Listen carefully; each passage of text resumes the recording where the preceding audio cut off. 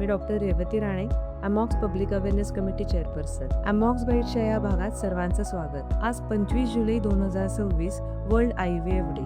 खरं तर हा एक जागतिक वैद्यकीय क्रांतीचा दिवस आहे, ज्याच्यामुळे अनेक जोडप्यांच्या आयुष्यात पालकत्वाचा आनंद आलाय.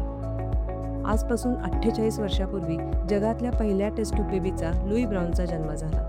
पण खरं तर भारत याच्यात अजिबात मागे नाही, कारण त्याच्यानंतर केवळ 67 दिवसानंतर जगातलं दुसरं आणि भारतातलं पहिलं IVF बाळ दुर्गा हिचा जन्म झाला. त्याचं पूर्णपणे श्रेय डॉक्टर सुभाष मुखर्जी यांना दिलं पाहिजे. गेले 5 दशकात इतकी वैज्ञानिक आणि तंत्रज्ञानात प्रगती झाली असली तरीही IVF बाबतचे अनेक गैरसमज अजूनही आपल्याला बघायला मिळतात. चला तर मग या गैरसमजामागचं खरं विज्ञान समजून घेऊयात doctor Nilesh Balkawade, AMOGS infertility committee chairperson यांच्याकडून. बघत रहा अमॉक्स बाईट्स. IVF म्हणजे शेवटचा पर्याय.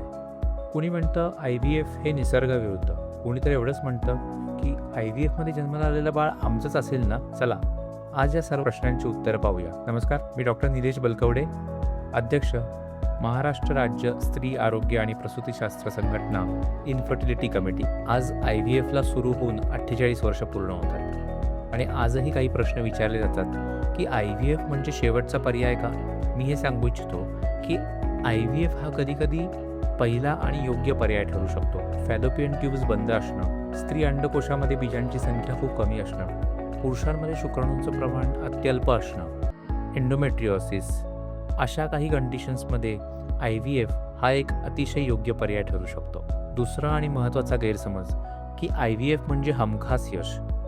IVF म्हणजे काही जादूची कांडी नाही. IVF मधलं यश हे तुमच्या वयावरती, अंडाशयांमधील बीजांच्या गुणवत्तेवरती, शुक्राणूंच्या गुणवत्तेवरती, गर्भाशयावरती आणि इतर कारणांवरती अवलंबून असतं. यश हे मिळतंच, फक्त त्यासाठी योग्य परिणामकारक IVF प्रोटोकॉल निवडावा लागतं. तिसरा गैरसमज, IVF मध्ये जन्माला येणारी बाळं ही कमजोर असतात. मुळीच नाही. IVFनी जन्माला येणारी बाळं ही निरोगी, सामान्य आणि पूर्णपणे हेल्दी असतात.